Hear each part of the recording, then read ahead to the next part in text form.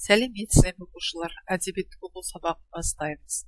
9-шы сабақ, сабағымның тақырыбы ақ лағым.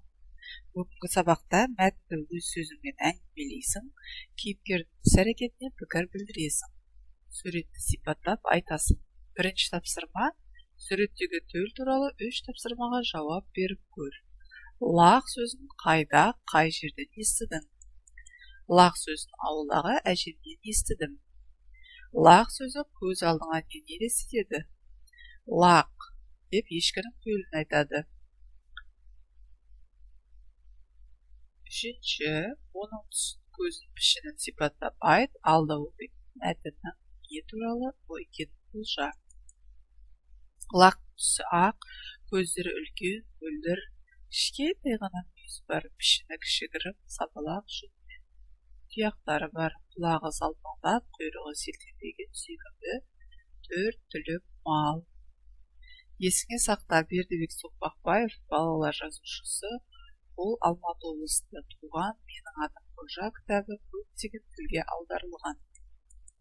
Екінші тапсырма ақ лақ түсінік оқы. Ораз бүгін атасының ауылына келді. Көктем өтіп, көк жетіліп тұрған шақ. Ораз сүп-сүйкімді жас төлдермен еркінше ойнап, айрықша сергіп қалды. Жас төлдердің бәрі де әдемі. Оның тұйған бұйра қозылар үш шуақта олай-бұлай өз-өзінен секіріп ойнайды. Бала мінездес, құлағы салпаңдаған, құйрығы селтеңдеген, нәзік үнді лақтардың мінезі тіпті сүйкімді.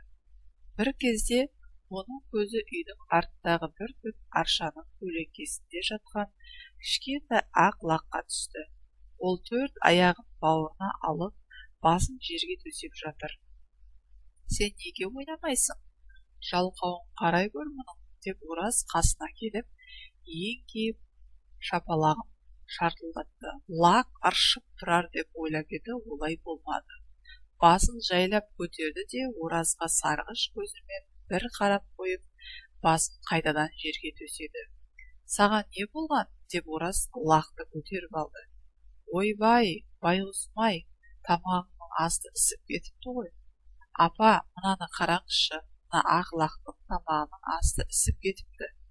Жылан шаққан ғой, деді апасы лақтың ісінген тамағын әбден қарап болып. Әлгінде ғана ойнап жүреді, обал болған екен. Енді қайтеміз, деп шошынды Ораз лақтың бауырына баса түсіп. Санитарлардың бірі келіп қалар. Жоқ, апатай, мұны дәрігерге тезірек көрсетпесе болмайды. Мен зымырап отырып қазір-ақ барам.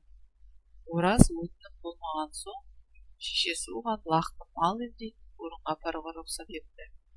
Аудан орталығына келген соң, Ораз ақ лақты дереу мал емдейтін орынға көтеріп барды. Лақтың тамағына дәрігер укол салды. Ораз ақ лақты дереу мал емдейтін орынға көтеріп. Ораз бәрі дұрыс па деп деген қауіпіне ол иә, бәрі дұрыс, пайымдама деп басу айтты. Тез жазылама, тез жазылады. Осы күннен бастап Ораз ақ лақты ерекше күтімге алды. Үшінші тапсырма, мәтіндегі оқиғаны төмендегі ретпен әңгімеле. Малшы ауылда, сүп-сүйкімді төлдер, ақ лақтың жайы, дәрігерлік көмек. Төртінші тапсырма, Ораздың іс-әрекетіне өз көзқарасыңды білдір.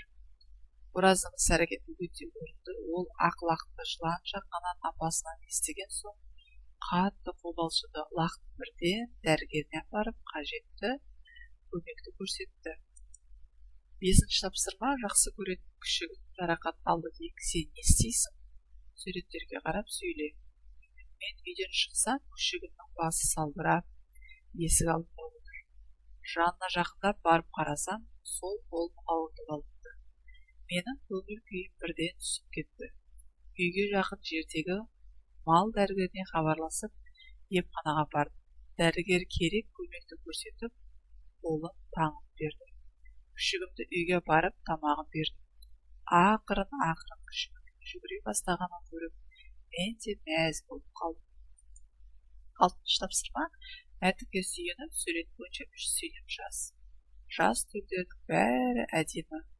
Ауылда 4 түлік малдың бәрі бар. қаладан келген ажар мен самат барлық тойлармен ойнады.